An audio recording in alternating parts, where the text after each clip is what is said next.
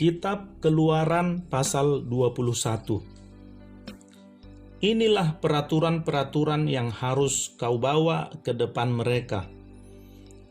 Apabila engkau membeli seorang budak Ibrani, maka haruslah ia bekerja padamu 6 tahun lamanya.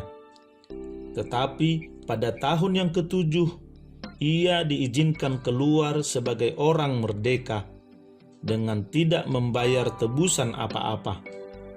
Jika ia datang seorang diri saja, maka keluar pun ia seorang diri. Jika ia mempunyai istri, maka istrinya itu diizinkan keluar bersama-sama dengan dia. Jika tuannya memberikan kepadanya seorang istri dan perempuan itu melahirkan anak-anak lelaki atau perempuan, maka perempuan itu dengan anak-anaknya tetap menjadi kepunyaan tuannya, dan budak laki-laki itu harus keluar seorang diri. Tetapi jika budak itu dengan sungguh-sungguh berkata, "Aku cinta kepada tuanku, kepada istriku, dan kepada anak-anakku, aku tidak mau keluar sebagai orang merdeka," maka haruslah tuannya itu membawanya menghadap Allah, lalu membawanya ke pintu atau ke tiang pintu, dan tuannya itu menusuk telinganya dengan penusuk, dan budak itu bekerja pada tuannya untuk seumur hidup. Apabila ada seorang menjual anaknya yang perempuan sebagai budak, maka perempuan itu tidak boleh keluar seperti cara budak-budak lelaki keluar. Jika perempuan itu tidak disukai tuannya yang telah menyediakannya bagi dirinya sendiri, maka haruslah tuannya itu mengizinkan ia ditebus. Tuannya itu tidak berhak untuk menjualnya kepada bangsa asing, karena ia memungkiri janjinya kepada perempuan itu. Jika tuannya itu menyediakannya bagi anaknya laki-laki, maka haruslah tuannya itu memperlakukannya seperti anak-anak perempuan berhak diperlakukan. Jika tuannya itu mengambil perempuan lain, ia tidak boleh mengurangi makanan perempuan itu, pakaiannya, dan persetubuhan dengan dia. Jika tuannya itu tidak melakukan ketiga hal itu kepadanya, maka perempuan itu harus diizinkan keluar dengan tidak membayar uang tebusan apa-apa. Siapa yang memukul seseorang sehingga mati, pastilah ia dihukum mati. Tetapi jika pembunuhan itu tidak disengaja, melainkan tangannya ditentukan Allah melakukan itu, maka aku akan menunjukkan bagimu suatu tempat kemana ia dapat lari. Tetapi apabila seseorang berlaku angkara terhadap sesamanya hingga ia membunuhnya dengan tipu daya, maka engkau harus mengambil orang itu dari mezbahku supaya ia mati dibunuh. Siapa yang memukul ayahnya atau ibunya, pastilah ia dihukum mati. Siapa yang menculik seorang manusia, baik ia telah menjualnya, baik orang itu masih terdapat padanya, ia pasti dihukum mati. Siapa yang mengutuki ayahnya atau ibunya, ia pasti dihukum mati. Apabila ada orang bertengkar dan yang seorang memukul yang lain dengan batu atau dengan tinjunya, sehingga yang lain itu memang tidak mati, tetapi terpaksa berbaring di tempat tidur, maka orang yang memukul itu bebas dari hukuman.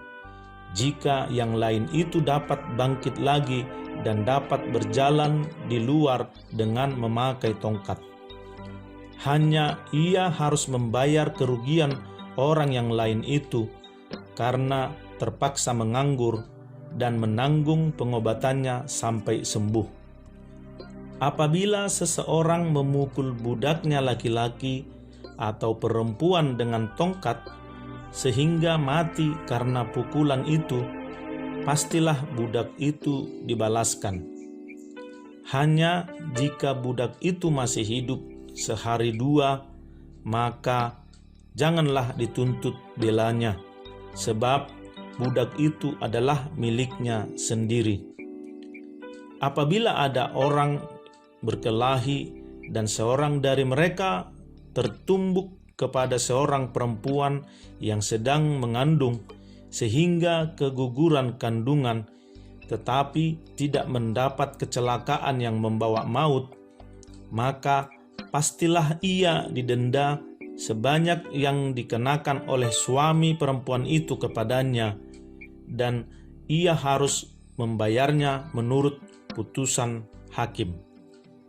Tetapi jika perempuan itu mendapat kecelakaan yang membawa maut, maka engkau harus memberikan nyawa ganti nyawa, mata ganti mata, gigi ganti gigi, tangan ganti tangan, kaki ganti kaki, lecur ganti lecur, luka ganti luka, bengkak ganti bengkak. Apabila seseorang memukul mata budaknya laki-laki atau mata budaknya perempuan dan merusakkannya, maka ia harus melepaskan budak itu sebagai orang merdeka pengganti kerusakan matanya itu. Dan jika ia menumbuk sampai tanggal gigi budaknya laki-laki atau gigi budaknya perempuan, maka ia harus melepaskan budak itu sebagai orang merdeka pengganti kehilangan giginya itu. Apabila seekor lembu menanduk seorang laki-laki atau perempuan sehingga mati, maka pastilah lembu itu dilempari mati dengan batu dan dagingnya tidak boleh dimakan. Tetapi pemilik lembu itu bebas dari hukuman.